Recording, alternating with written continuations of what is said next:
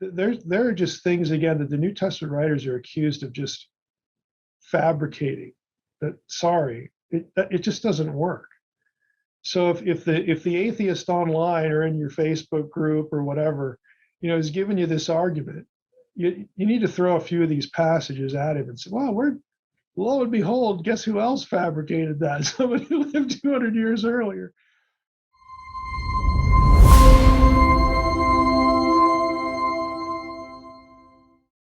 Well, and this particular section is called the Parables of Enoch. I think for a lot of our listeners and viewers, their only context for parables comes out of the New Testament. So, Yeah. how does this relate? How is it different? Like, why do we refer to this as parables?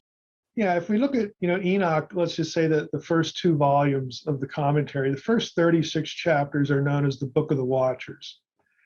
And it basically does 2 things. It introduces the impending apocalypse. First Enoch is an apocalyptic book, so it's kind of like the book of Revelation, but 3 times as long, that sort of thing. So it's like judgment's coming, the wicked are doomed, and here's why.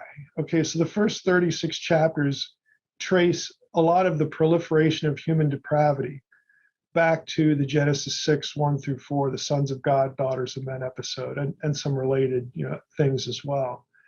And so it's, again, the end is coming, the judgment's going to come. We all, humanity deserves what we're going to get. We're depraved, and here was a big contributing factor. And then the next, the parables, 37 through 71, Enoch, the book goes into 3 parables. It basically illustrates who the wicked are, who the righteous are. The Messiah figure is a big deal because the Messiah is going to play the role of judge, who he is, his relationship to God. And again, this is how the judgment of humanity is going to unfold. So it tells, 3 extended stories, parables, that try to get that point across in different ways, try to answer those questions. So that's really the guts of the second section. And the central figure is obviously the messianic figure. It uses all the terminology we're used to. Mashiach, anointed one. Yeah, that's in Enoch. Chosen one. A servant, son of man. Son of man, which is actually a really important one. So it gives you this sort of Jewish consciousness of what's the Messiah going to be like? What is he going to do? One of the things he's going to do is judge the wicked, and that's a big theme in the book. Later on, you're going to have these glimpses of positivity for the righteous, but it has that feel of those latter chapters of Revelation that we're used to, and some of the same images and all that sort of stuff in a book like that. And in terms of, are there any specific people, kind of characters or themes that are going to feel a little bit familiar as they're working through this section of Enoch? Yeah, the heavenly books thing will be familiar, Book of Life.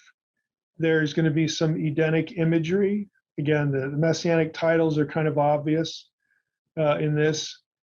I think one of the more important ones, like in First Enoch 46, there's this notion that God named the Messiah, named the Son of Man before creation. So it's a very clear allusion to the Messiah's pre-existence, which makes him more than a man.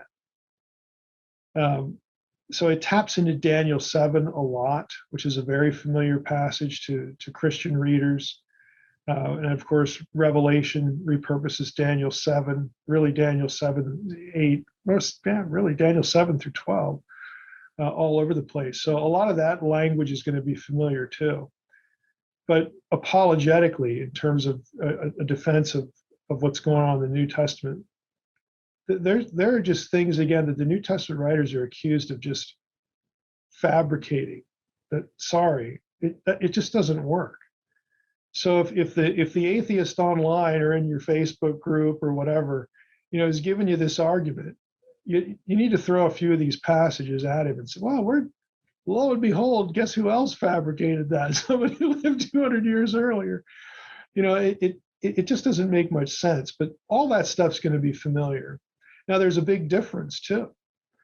There's no sense in the parables of Enoch that the wicked are going to go to the lake of fire because they've rejected the Messiah. See, there is no Jesus yet. So the wicked are there because they're just generally unjust. They don't keep the Torah, they don't keep the law. It's very Jewish, what you would expect. So even the contrast is interesting too, because when you get to the New Testament, it's like, well, there's a different reason why, again, this is going to happen, to some people, and it focuses on the sacrificial, ministry of the Messiah, on the cross. But they don't see that yet.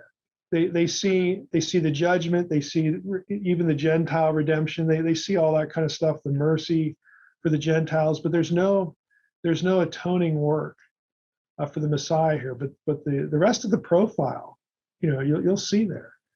So it's very interesting, again, for somebody who wants to try to look at the New Testament and understand some of the things that are in it, but also to discern by some of the ways it's different why that's so important, how it actually plays out, in the person of Jesus.